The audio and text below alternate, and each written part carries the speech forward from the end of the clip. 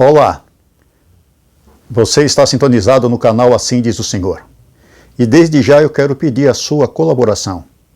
Inscreva-se no nosso canal, dê um like, assine o sininho, para que essa mensagem possa ser alcançada por demais pessoas e atingir os seus respectivos propósitos. Eu gostaria de falar com você numa parábola que foi meditada pelo nosso Senhor e Salvador Jesus Cristo, e ela encontra-se no livro de Mateus capítulo 13, do verso 24 até o verso 30, e depois ela tem uma breve explicação do verso 36 ao verso 43. É a parábola do trigo e a parábola do joio. Ali nós encontramos que o nosso Senhor e Salvador Jesus Cristo, ele falou que um grupo de pessoas procurou o proprietário daquele terreno e fez uma inquirição. Senhor, o Senhor não escolheu as melhores sementes? De onde veio o joio? Aí o Senhor respondeu, o inimigo fez isso. E aqueles homens então perguntaram para o proprietário daquela terra, o Senhor quer que nós arranquemos? E o proprietário disse, não, deixai crescer junto. No tempo determinado, os anjos vão fazer a separação. Você deve saber, ou então procure depois no outro vídeo, se inteirar como que é o propósito da fase de crescimento do trigo e do joio. Eles são idênticos, inclusive suas raízes debaixo da terra, elas se entrelaçam. É por isso que o nosso Senhor Jesus Cristo falou, porque se você for arrancar o joio, é muito provável que o trigo também saia junto. Então há um momento certo da colheita. E o trigo, quando ele está cheio, maduro, ele se encurva, coisa que com o joio não acontece. Ele permanece em pé, ereto.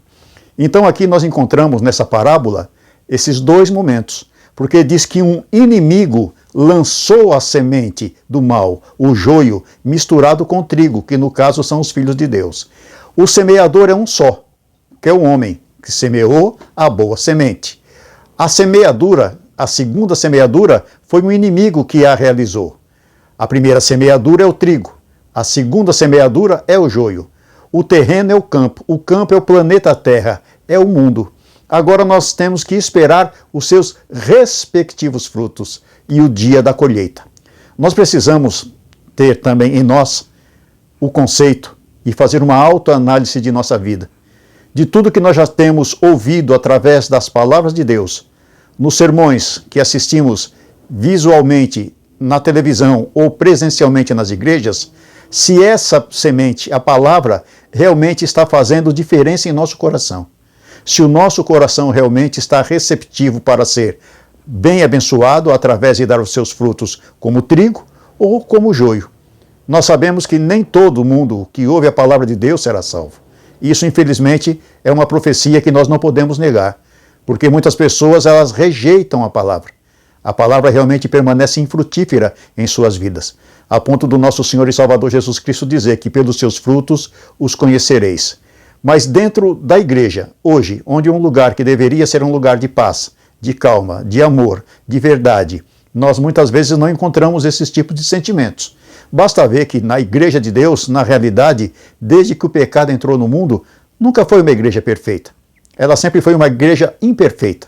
Basta ver o que aconteceu com os dois filhos de Adão, Caim e Abel. Um queria servir a Deus, como de fato Deus é merecedor de ser servido. Esse é um trigo. Em contrapartida, o seu irmão Caim o assassinou com ódio por não aceitar reverenciar o Deus Todo-Poderoso. Esse literalmente é o joio. E desde então, essas duas classes se fazem presentes também hoje na Santa Casa de Deus.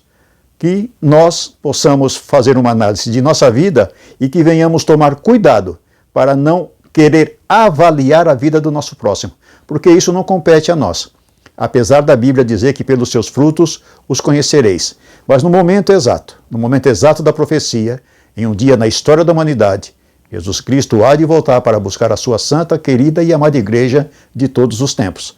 E ali haverá então a grande separação do trigo e do joio. Foi como João Batista disse, ele tem a sua pá na mão, limpará completamente a sua ira, guardará o seu trigo no celeiro, mas lançará a palha no fogo que não se apaga. Que o Senhor te abençoe e te guarde. Que o Senhor faça resplandecer o seu rosto sobre ti e tenha misericórdia de ti. Que o Senhor sobre ti levante o rosto e te dê a paz.